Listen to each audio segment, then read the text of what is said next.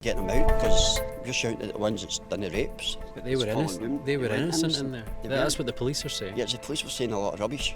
Rumours flying around. Groups gathering. I really think that we're getting invaded. As Sky News investigates whether migrants are jumping the housing queue. It's scary. You don't know who's moving in next door to you. Every housing scheme in Glasgow right now is getting overloaded. These people are coming on here and it seems to be they're getting priority. Suspicion becomes a weapon.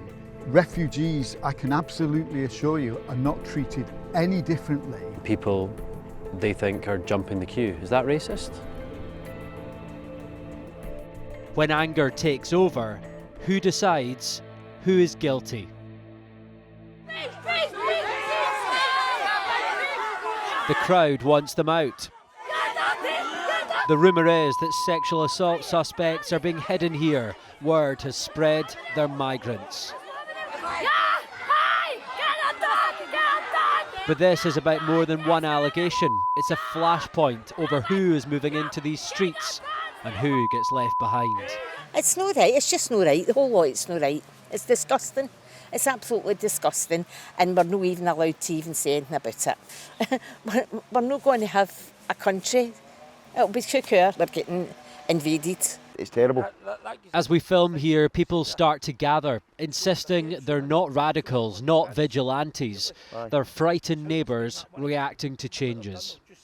To think that, we're going to stand back and accept it, we won't. It brought the community together to make everybody stand together and make it, put a bit of relevance behind what's going on in the community and how scared we are and how terrified we are. It's scary. It's scary. You don't know who's moving in next door to you. So it's not just about what happened up there. That was a symptom of people just boiling over. That was just had enough and escalated to what happened up the road. And as I said, this isn't about far right, far left. This is about the facts. But fear is different from facts. They're frightened. They're frightened. So we asked what they actually knew and where they got their information. Do you think that the law should be allowed to follow its course before action like protests here take place?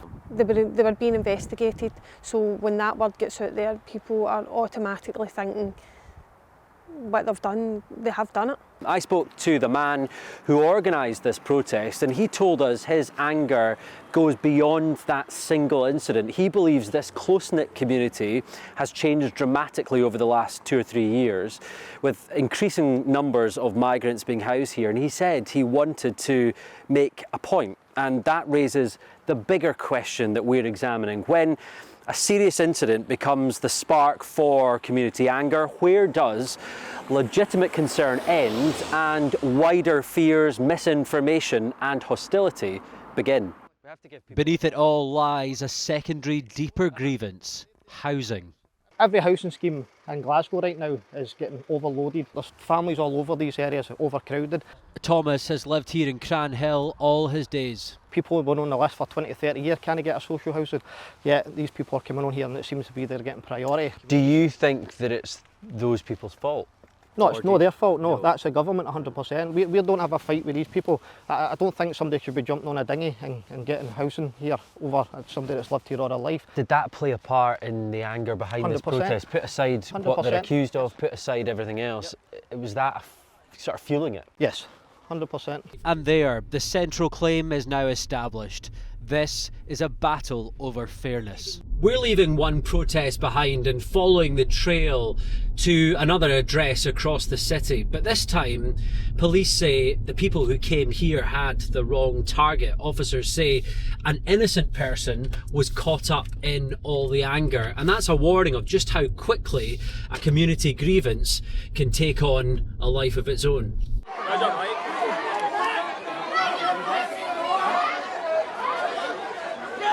Tell me about the protest then. What was it like? What were you shouting? We were all shouting, getting them out, get them out. The police are saying that the targets of that protest were innocent. They'd done nothing wrong. They're immigrants, they shouldn't be in this country. Unless they're legally here. So they deserve to have bricks thrown through their window because they're not from this country? I don't agree with that. Violence isn't the answer. But hounding someone, what does hounding someone out of their house achieve? But it lets the government know we're not happy. But these people had done nothing wrong. The police said they were completely innocent. But they're saying that to about every one of them. But if you're shouting get them out before you even know... No, shouting getting them out because you're shouting at the ones that's done the rapes, the children. But they were innocent. They were innocent in there. That's what the police are saying. Yeah, the police were saying a lot of rubbish. It's understood inside it was a local taxi driver who had friends staying over. Locals spotted them arriving and wrongly linked them to a sexual assault. There's still a physical reminder of that night with clearly rocks being thrown through the window and glass being shattered. Officers here are saying that those with criminal records are attaching themselves to protests that are popping up not just here, but in other parts of the city with the pure intention of inciting disorder. Where are you getting your information from? Is it what's swirling on social media? Yeah, social media. And what if some of that turns out just not to be true? Well, what can you do? You don't know if it's true or not. People don't dig that far, you know. You just scroll to see a headline with a protest around the corner. I mean, with the individual cases, nobody really knows what's going on with the individual people as well. So they vent their anger as soon as they see that something along them lines is kind of happening, and they just immediately, their anger goes towards that. But these fears do not exist in a vacuum. Glasgow has a severe shortage of affordable homes. Waiting lists are long. And that scarcity creates fertile ground for blame and a question. Are refugees put ahead of local people?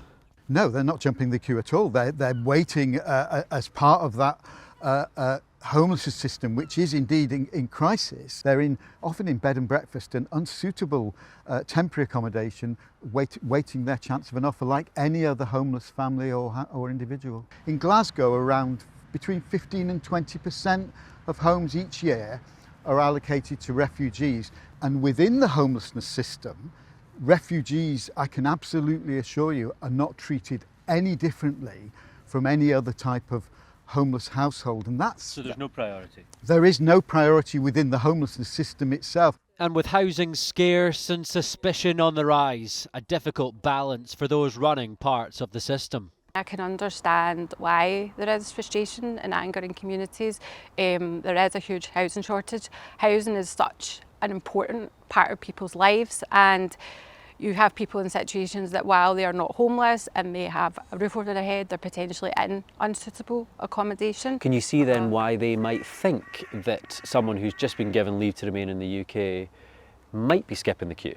Yeah, no, I can understand why people do think that, but I think the response to this needs to be to address the shortage of housing and the housing supply and not blame a group of people for the housing shortage. Is it racist then to say that your community's changing, you don't like it, and people they think are jumping the queue? Is that racist? It's about not labelling what people are saying, so not jumping to label people and say you've said that, you've spoken about people from other countries moving into your community, that's you racist. I think it's really important, and it's really important that you have the conversations with people about why they feel like that.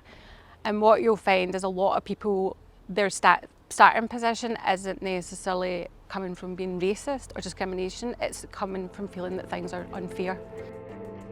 This story is far from straightforward. The housing shortage is real, and it has bred a toxic resentment over who gets priority.